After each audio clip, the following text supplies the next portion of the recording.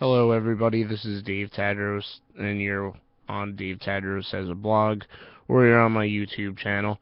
Either way, thank you for checking this out. If you're wondering why I'm in a collar, or if you already know why I'm in a collar, that's pretty cool too, because I did post about it. But if you're wondering why, I recently had a spinal fusion surgery, and that's why I am currently in this neck collar right now.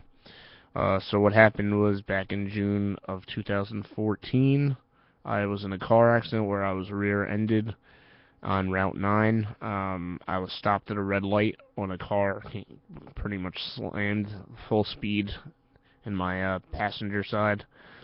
Um, at the time, I didn't think that anything was wrong, but a couple, like maybe 2 weeks later, my legs started giving out, and I was wondering what was happening, and I assumed it was probably because of the whole accident.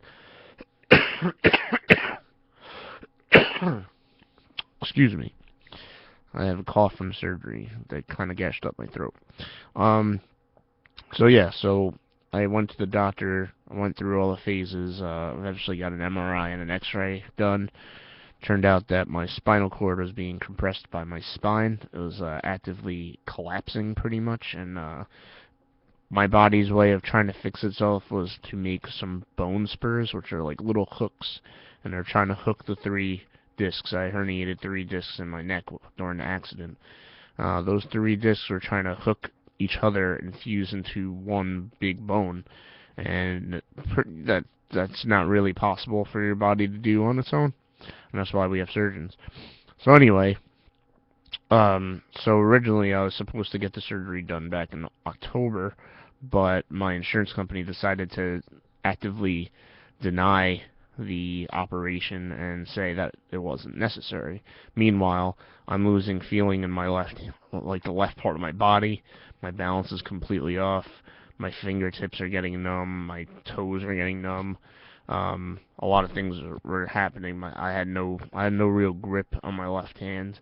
Um, so my doctor, you know, they tried to argue with the insurance company to try to show them the legitimacy of the surgery and why it was necessary. And, the doctor told me I was lucky to not be already paralyzed at the time. He said I was lucky, one, to be alive, and two, that I wasn't already paralyzed. That's how much the damage was to my spine and what was causing all the nerve damage to my spinal cord.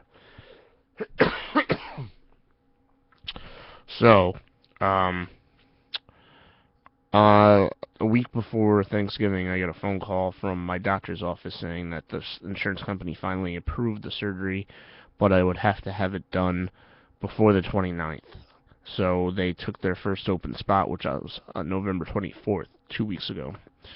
Actually, 2 weeks ago today, since it's midnight now. Um, Originally, it was my fiance and I were told that it would be a 2.5 to 3 hour surgery. I'd probably be out the same day because I'd probably be fine enough to go the same day, and I'd be home just on medication in a neck collar for 2 weeks. The surgery actually went 5 hours. There was apparently a lot more compression on my spinal cord than they originally thought. Luckily, there was no damage caused by the surgery to my spinal cord, which could happen, but there was no real bad side effects from the surgery. It went completely well, and when I woke up, the feeling in my left side actually returned. Not entirely, but I don't get the tingles anymore. I don't get the pins and needles. I don't get the numbing feeling, and I feel like my grip is improving every day. So it's a good thing. 2 weeks on Percocet. I just actually weaned myself off of them. I'm taking Tylenol now for the pain whenever the pain gets really bad. And I've been hawking up mucus like crazy because I actually put a tube down my throat and it gashed up my insides pretty badly. They said I have a really narrow throat and really small mouth, so it was really hard to get the tube down my throat, which sucks because, like I said, I have this cough now too, which isn't really helping. So what they did was they cut right here, the front of my neck, and you're thinking, oh well, it's a spinal surgery. Why didn't they go from the back?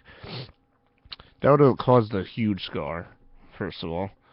And um, not only that, but I feel like the way they did it was they had to go in through the front because they didn't graft the metal bar and the bone that was donated and my bone marrow and all that stuff. They didn't do it on the back of my neck. They did it on the front where it was collapsing into my spinal cord. So they actually got the bone out of the way of my spinal cord and then grafted that stuff on that side. So there's no real way of it happening again.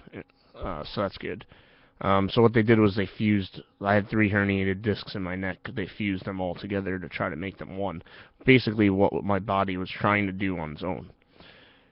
I did see my doctor on Thursday. Unfortunately, the 2-week in the collar kind of was wrong. I'm actually going to be in this collar until January 22nd, and it sucks, I have to say. It really sucks. I can't sleep. It's really hard to eat.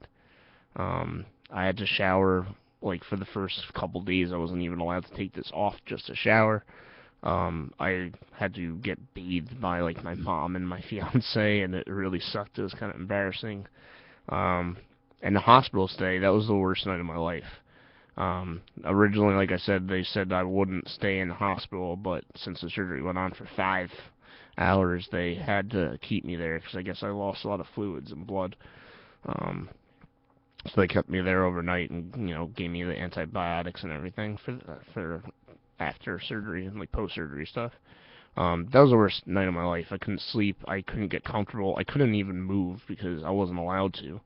And I wasn't allowed to move my neck. I'm still not allowed to move my neck, but I'm actually, I'm able to move my upper body and everything, so it's not that bad.